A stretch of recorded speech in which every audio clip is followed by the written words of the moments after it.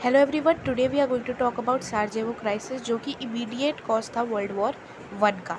ठीक है, तो वर्ल्ड वॉर वन में एक्चुअली हुआ क्या था साराजेवो क्राइसिस में कि बॉस्निया, जिसका कैपिटल था साराजेवो, उसमें ऑस्ट्रिया हंगेरी का आयर, लीगल आयर, अगले अगले एम्पायर का जो लीगल आयर था थ्रोन का, जिसका नाम था आर्चड्यूक फ्रांसिस फर्डिनेंड, वो आया था एक विज़िट के लिए, क्योंकि उन्होंने टेम्परेरीली उन्होंने कैप्चर कर लिया था बॉस्निया को, जो बॉस्निया और सर्बिया के लोगों को पसंद नहीं था, क्योंकि वो एक अपना ही बाल्कन स्टेट, एक साथ स्लैविक स्टेट बनाना चाहते थे, यूगोस्लाविया। अब उसके वजह से क्या हुआ कि बॉस्निया वालों का था प्रॉब्लम, और सर्बिया वालों, क्योंकि वो भी साउथ स्लैव्स थे तो उनको भी था प्रॉब्लम। तो फिर वो लोग ने क्या किया, सर्बिया के एक्सट्रीम नेशनलिस्ट ग्रुप, जिन्हें ब्लैक हैंड या यूनियन ऑफ डेथ भी बोला जाता है, उन्होंने आर्चड्यूक फ्रांसिस फर्डिनेंड का असैसिनेशन कर दिया बॉस्निया के कैपिटल में। अब ये इमीडिएट कॉज इसलिए था क्योंकि ऑस्ट्रिया हंगेरी एम्पायर को चढ़ गया गुस्सा, और उन्होंने भेजा एक 11 पॉइंट का अल्टीमेटम सर्बिया को, जिसमें से मेजर पॉइंट सर्बिया ने एक्सेप्ट कर लिए, एक्सेप्ट दोस्त जो उसकी सॉवरेनिटी को थ्रेट थे।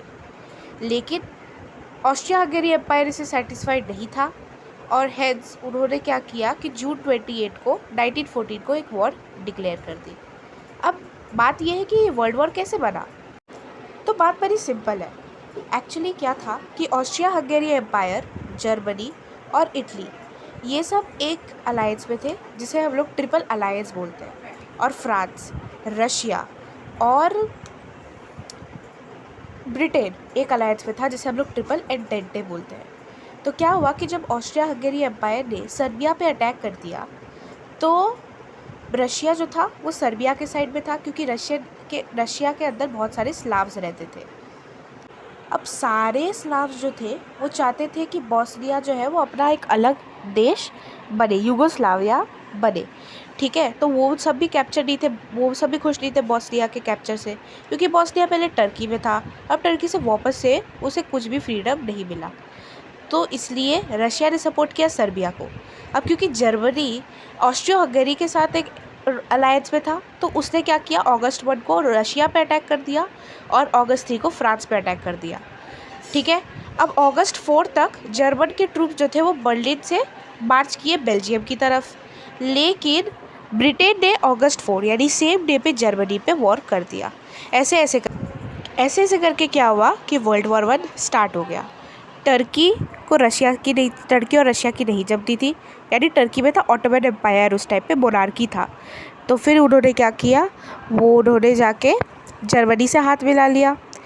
वेरएज इटली जो था वो क्योंकि ट्रिपल अलायंस में था, जैसे मैं आपको याद रहा, लेकिन इटली ने ना ये ट्रिपल अलायंस तोड़ दिया। पहले तो न्यूट्रल था, पर उसने ट्रिपल अलायंस तोड़ दिया। क्यों? क्योंकि ट्रिपल अलायंस में ऐसा मेंशन किया गया था कि अगर कंट्री में कोई वॉर होता है तो फिर हम लोग सपोर्ट के लिए आएंगे। बट यहाँ पे ऑस्ट्रिया हंगेरी एम्पायर ने ही वॉर स्टार्ट किया था सर्बिया पे। फिर बाद में यूएसए और जापान दोनों ने क्या किया, ट्रिपल अलायंस फॉर्म किया।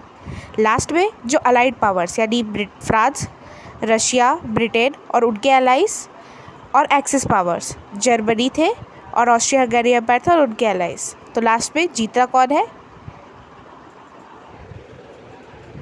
लास्ट में जीत जाते हैं अलाइड पावर्स, यानी कि फ्रांस और रशिया के पावर्स जीत जाते हैं। यूएसए भी उसी पार्ट पे था। तो अब इसका इफ़ेक्ट क्या होता है बाकी स्टेट्स पे, और इसके वजह से वर्ल्ड वॉर 1 के इफ़ेक्ट्स के वजह से क्या वर्ल्ड वॉर 2 होता है, ये सब हम लोग जानेंगे बाद में। अभी के लिए यही था साराजेवो क्राइसिस, और कैसे साराजेवो क्राइसिस ने ऑलरेडी तो उनके अंदर बहुत ज़्यादा हेट्रेड था ही, उस हेट्रेड को यूज़ करके वर्ल्ड वॉर 1 कॉज करवा दिया। Thank you.